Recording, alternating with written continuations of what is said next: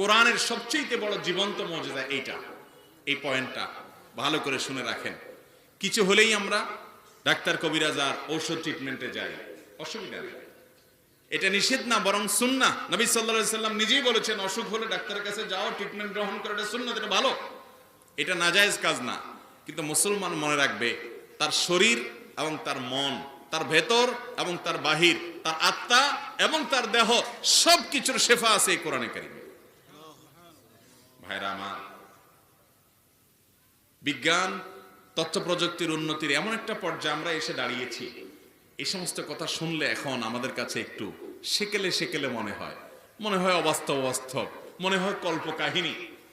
আল্লাহর শপথ করে বলছি, এখনো পর্যন্ত যেই কোনো বিপদে, যে কোনো অসুখে পড়েন, যেই কোনো রোগে পড়েন, আপনি কোরআন থেকে যদি শেফা গ্রহণ করেন, আল্লাহ তাআলা আপনাকে শেফা দিবেন ইনশাআল্লাহ। আল্লাহ বলেছেন হাদিসে কুদসিতে, আনা ইনদা যন্নি আবদি বি, বান্দা আমার প্রতি যেমন ধারণা করে আমি তার প্রতি তেমন আচরণ করি। আপনি জানেন, সাহাবীদের একটি দল, সম্ভবত আবু যায়েদ খুদরী রাদিয়াল্লাহু তাআলার নেতৃত্বে কোন একটা সফর থেকে তারা আসছিলেন। সেখানে কোন এক জায়গায় তারা রাত্রিকালীন অবস্থান করেছিলেন, সফরের যাত্রা বিরতি দিয়েছেন। এর মধ্যে তাদের যে সফরের পাথেয় খাবার টাবার এগুলো শেষ হয়ে গেছে। বাধ্য হয়ে তাদের ক্ষুধা নিবারণ করবার জন্য পাশে দেখলেন যে কিছু মানুষ মরুভূমিতে, তারা ওখানকার বাসিন্দা বসবাস করে, কিছু বসতি আছে, তারা মুসলমান না, ইমানদার না।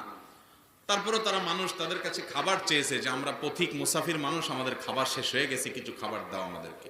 তারা বলছে না, খাবার দেব না, দেয় নেই। সাহাবীরা চলে এসেছে। এরপরে ওই এলাকার যিনি সর্দার নেতা, লিডার ছিলেন, ওই নেতা সাহেবকে বিষাক্ত সাপে কামড় দিছে। এখন সাপের বিষ নামাইতে হবে, জটিল কাজ। তাদের মধ্যে কোনো ওরকম ওঝা বা ভালো কোনো ওঝা নাই। তারা এসে বলল যে, আচ্ছা, ওই যে কিছু মৌলবী সাহেব আসছিল মুসলমান, এরা খাবার চাইছিল, এরা তো এখনো আছে দেখা যায়, জিজ্ঞেস করো তাদের মধ্যে কোনো ওঝা টোঝা আছে নাকি, বিষ নামানোর লোক আছে কিনা। আসছে, এসে সাহাবীদেরকে বলতেছে, কেউ পারবা, আমাদের নেতা সাহেবের সাপে কেমন দিয়েছে, বিষ নামাইতে হবে। তো সাহাবীদের নেতা উনি বলছেন যে রাদিয়াল্লাহু তাআলা, আবু সাঈদ খুদরী রাদিয়াল্লাহু তাআলা বলছেন যে, আমি পারবো, তবে শর্ত হলো এতগুলা ছাগল দিতে হবে, কারণ তোমরা খাওয়ান চাইছি, খাওয়ান দাও নাই। এখন যখন পরিশ্রম করাবা, তো আমি খাটবো, আমি ট্রিটমেন্ট করব, যাবো, সময় ব্যয় করব, আমি টাইম ইনভেস্ট করব, সবকিছু দিব, বিনিময়ে আমাকে কিছু ছাগল দিতে হবে, যেহেতু আমাদের খানা নাই সাথে। তারা রাজি হয়ে গেছে, নেতারে বাঁচাইতে হবে, আর ছাগল কোনো ব্যাপার না, আসে।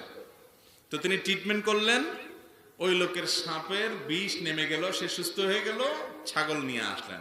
এবার সাহাবীদের মধ্যে দুইটা গ্রুপ হয়ে গেছে। এক গ্রুপ বলতেছেন যে